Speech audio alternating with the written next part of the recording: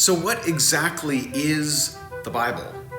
You've probably heard an awful lot about this book, and I will bet you've heard some things that are exactly correct, some things that are way off base, and a whole range in between.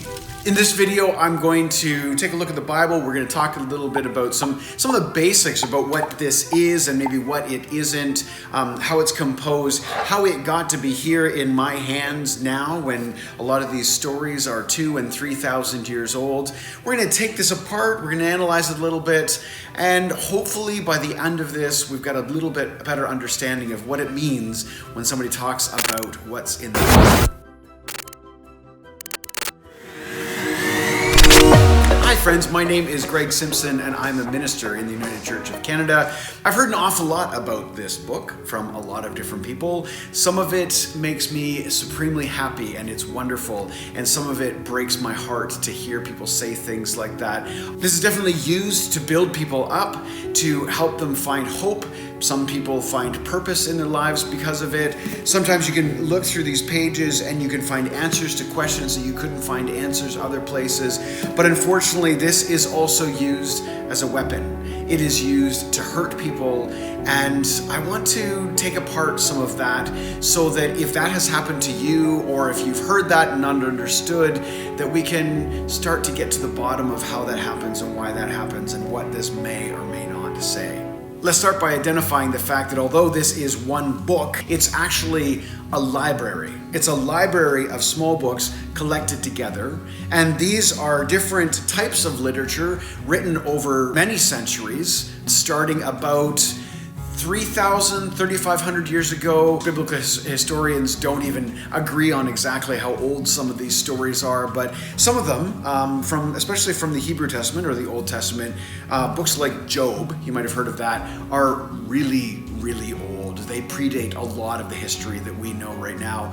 And then we've got the New Testament, we've got the Gospels, we've got letters written by the early Christians, and those are around 2,000 years old. So it's anywhere between 2,000 to 3,000, 3,500, and some parts of it could go even further back than that. Some of the creation mythology, the poetry that describes how the world came to be, even large stories within Genesis are drawn from stories and myths and other cultures that were around that time, and they have deep, deep history within the human psyche. This book covers an awful lot of time and an awful lot of different people and a lot of different cultures. But it's also different types of literature. We have some which are written as history. Now they're quite different from our current history books. Like if you were to open up a high school textbook on the Second World War, for example, it's based very heavily on specific things happening at specific times. There's a style of history that we in the Western world write as, that's informed by all of our societal choices and who we are as a people and our culture and our civilization. That is actually quite different than the histories here. I'll give a specific example. When we look in the Hebrew Testament, sometimes people call it the Old Testament.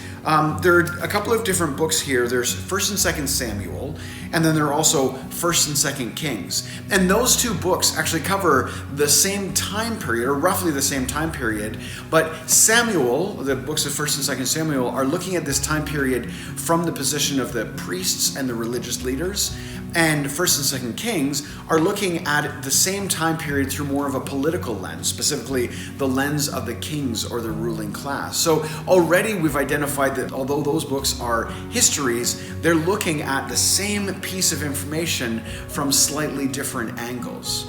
And then we have some poetic literature. You've maybe heard of the Psalms. Those are a collection of ancient stories, ancient poems, ancient songs that have been collected together. They were poetry written in ancient Hebrew, in a language that very, very few people speak today. And in fact, I don't know if anybody really knows exactly what they sounded like 3,000 years ago, but they're poetry, and they're meant to express deep emotion. They're meant to express what people were feeling. And they have a lot of pretty sweeping imagery that's not particularly meant to take literally, just like lots of our modern poetry today is meant to give you a feeling or build some emotion rather than being literally true in every single word. And then we've got some literature that speaks of what happens after the end of time. It's also known as apocryphal literature, apocrypha, like the end of time. And that happens actually in the Old Testament. We've got Daniel and Ezekiel dip into that a little bit. And then Revelation, you might have heard of that. That's in the New Testament. So there are these that are predicting what it could be like after this life or after the life that they were currently living. We have some prophets, mostly in the Hebrew Testament, but then there's certainly some prophetic wording in the New Testament as well. And those aren't specifically talking about the future. They're more looking at the day and age and the culture they lived in and pointing out that if life continued the direction it was going, bad things were about to happen. And then we've got in the New Testament, we have stories about Jesus' life. We have the 4 Gospels, Matthew, Mark, Luke, John. They identify stories about Jesus' life. And then a lot of the rest of the New Testament is made up of letters that were written by early Christians to other early Christians, usually identifying and working through and talking about particular issues that those communities and those Christians were dealing with.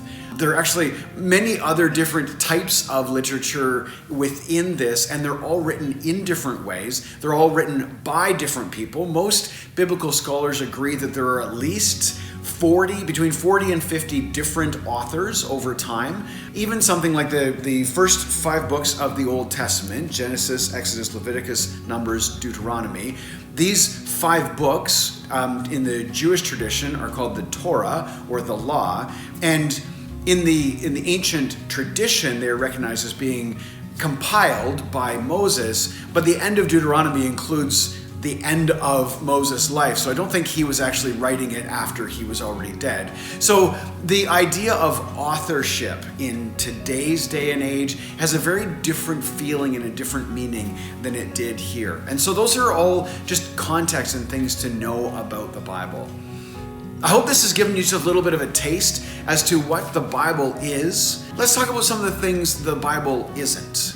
Now, this is where we get pretty deep into what my personal opinion is, and I know for certain that there are religious leaders out there who will completely disagree with me, and that's fine. I actually encourage that sort of discussion. I like that each time I open this book, I find things that maybe agree with what I already know or causes me to question what I've read in the past. Sometimes I read this and it affirms what I already believe. Sometimes I read this and it convicts me to say, Greg, you were thinking or acting in this way. Maybe you need to behave in a different way. Or you had really set your sights on this particular thing and maybe you're looking in the wrong direction. That happens all the time.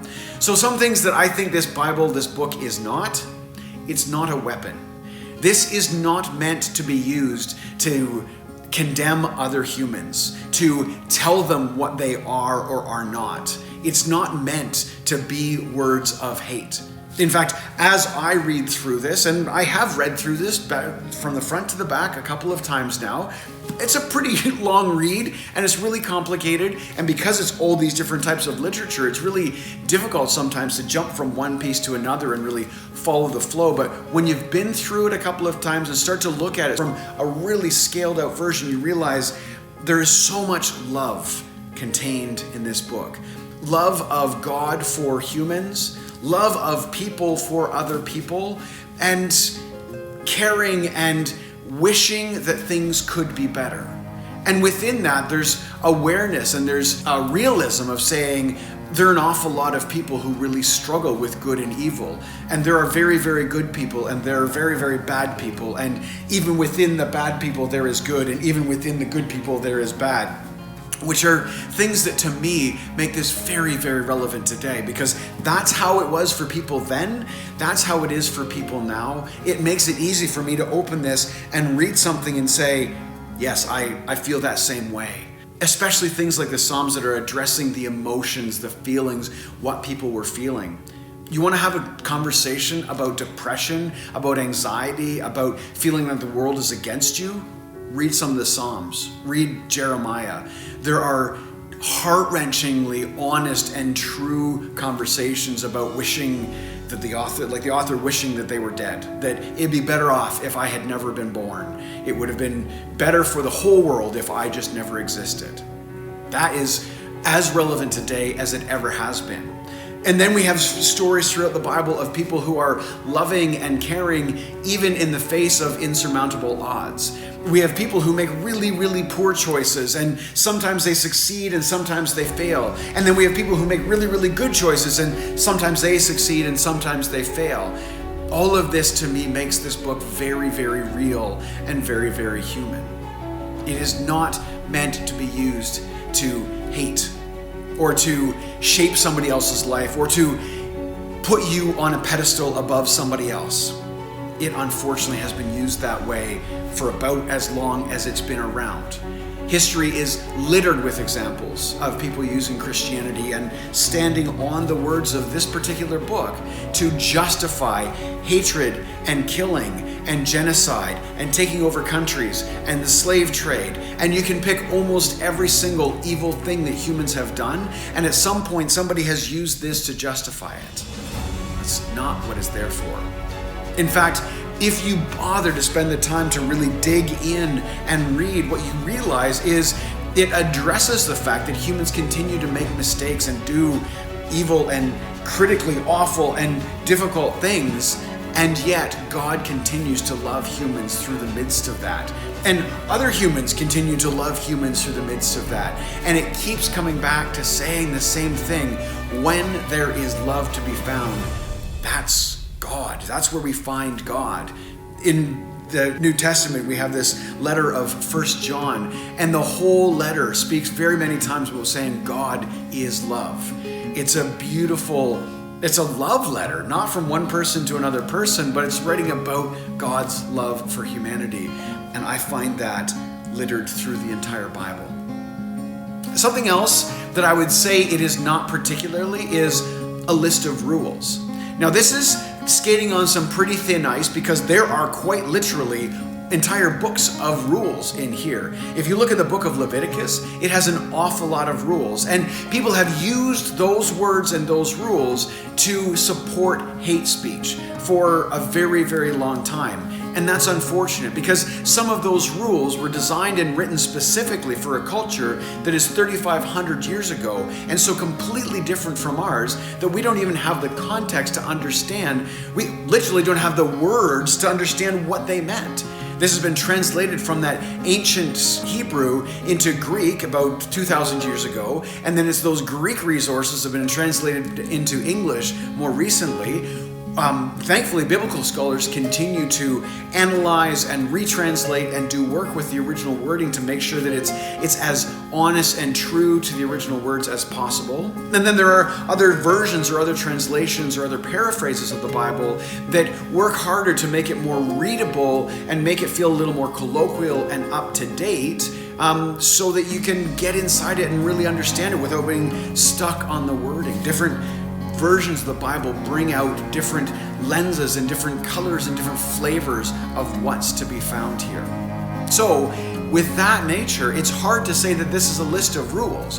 There are certainly some. The 10 Commandments are some pretty straightforward rules. You've probably heard of some of them before. Things like don't murder and don't steal and don't be jealous and don't envy and love the Lord your God with all your heart, mind, and soul, and love your neighbor as yourself. Oh no, that's not the 10 Commandments. That's actually all through the rest of the Bible from deep in Genesis all the way up to Jesus using those words as well.